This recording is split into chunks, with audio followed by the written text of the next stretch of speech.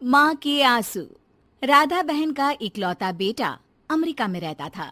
एक दिन राधा बहन का किराएदार कहता है, अरे माँ जी अकेली बैठी रहती हैं, बेटे के पास क्यों नहीं चली जाती? अरे कैसे चली जाऊं, नई नई शादी हुई है। अभी तो थोड़ा बहू के साथ समय बिताएगा, तभी तो दोनों के बीच समझ बढ़ेगी ना। अरे कैसी बात कर रही हैं माँ जी, समझ बढ़ाने के लिए 5 साल काफी होते हैं। 5 साल की शादी को कोई नई शादी नहीं कहता। हाँ वो तो है। आया था पिछले साल उसका फोन, पूछ रहा था कैसी हो, पर अब तो काफी साल हो गए, कोई फोन भी नहीं आता। तभी फोन की बेल बजती है। लो 100 साल की उम्र है, आ गया मेरे मयंक का फोन। अच्छा, कैसे पता कि ये फोन उसी का है? अरे कैसे पता नहीं चलेगा, माँ हूँ मैं। अरे रहने दो माँ जी, 1 साल से जिसका फोन नहीं आएगा वो अब क्या करेगा? होता भी वही है। फोन पर मयंक है। कैसी हो माँ? अरे बेटा, तेरी आवाज सुन ली, अब तो मौत भी क्यों ना आ जाए, बहुत याद आती है बेटा। माँ मैं वो ऑफिस में था। अच्छा माँ, वो रीना बोल रही थी कि तुम अकेली रहती हो इंडिया में, वो ठीक नहीं है। अब बुजुर्ग भी तो हो रही हो, अकेले पकाना खिलाना, वो चाह रही है कि अब तुम यहीं आ जाओ, हम लोग साथ रहते हैं ना। राधा बहन की आंख से पानी गिरने लगता है। वो कुछ नहीं बोल पाती। माँ हेलो, सुन रही हो ना माँ? हाँ बेटा, तेरे साथ रहूंगी, सुबह शाम तुझे देखूंगी, और क्या जीवन में है तेरे पापा के जाने के बाद। तभी बीच में बेटा माँ को रोक देता है। हाँ हाँ ठीक है माँ, तो मैं आता हूँ अगले हफ्ते तुम्हें लेने के लिए। राधा बहन को तो मानो बुढ़ापे में किसी ने पंख दे दिए हो। उड़ी जा रही थी पूरे मोहल्ले में। अरे वो मयंक आ रहा है, अब तो अमेरिका जा रही हूँ मैं, वहीं रहूंगी।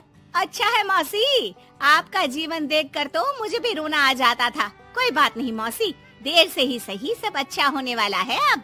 राधा बहन दौड़ दौड़ कर सामान ला रही थी।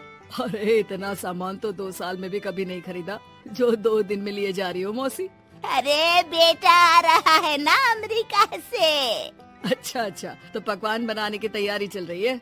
हाँ बिल्कुल, उसको बेसन के लड्डू बहुत पसंद है। रात भर भूनना तलना ये सब प्रोग्राम चलता रहता है राधा बहन के घर में। और फिर वो दिन भी आ जाता है जब बेटा घर आता है। कौन? माँ मैं मयंक। ये घर का क्या हाल बना रखा है, न सफाई न धुलाई, कैसा लग रहा है ये घर? घर तो ऐसा ही था बेटा, हमेशा से, बस तू थोड़ा कमजोर लग रहा है। क्या हुआ बेटा? ये कमजोर नहीं, फिट होता है माँ। वैसे और बता, क्या हाल है तेरे? बेटे के मुंह से हाल पूछने का अंदाज भले ही फॉर्मेलिटी वाला हो, लेकिन राधा बहन की आंख फिर भर आती है। अरे यार, ये तुम्हारी हर बात पर रोने की आदत न जाने कब जाकर खत्म होगी।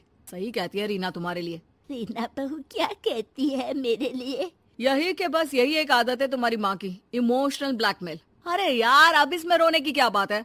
ना ना कुछ नहीं, बहुत दिन बाद तो घर आया ना तो क्या रोएगी? हाँ क्यों? अच्छा ये ले, तेरे लिए रात भर बैठकर ये बेसन के लड्डू बनाए हैं, और ये अचार तुझे बहुत पसंद है ना? पसंद है नहीं माँ, पसंद थे।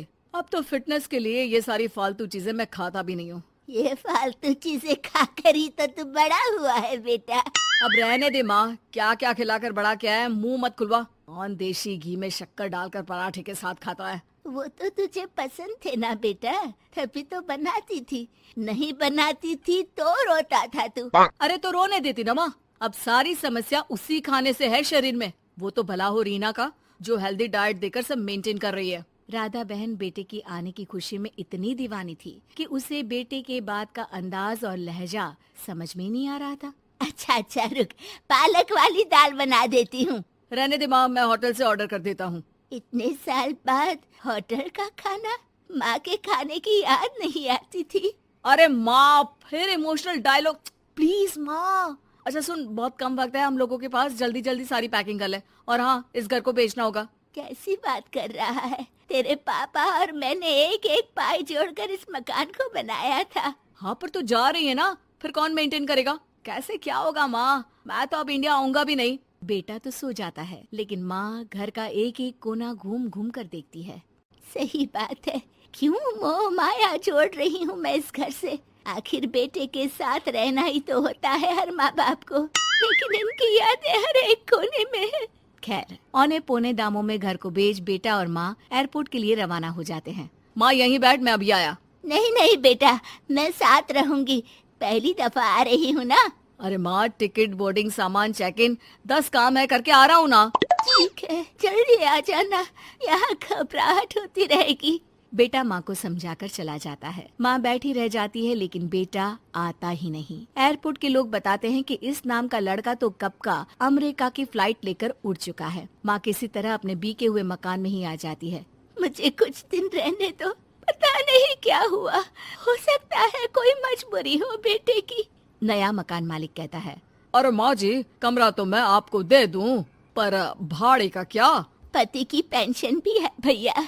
ठीक है, आप आराम से रहिए, लेकिन एक बात बताइए, आप किसी रिश्तेदार के घर क्यों नहीं चली जाती? अरे कैसी बात कर रहे हैं आप, मेरा बेटा कभी भी आ सकता है, अगर मैं उसे यहाँ नहीं मिली तो।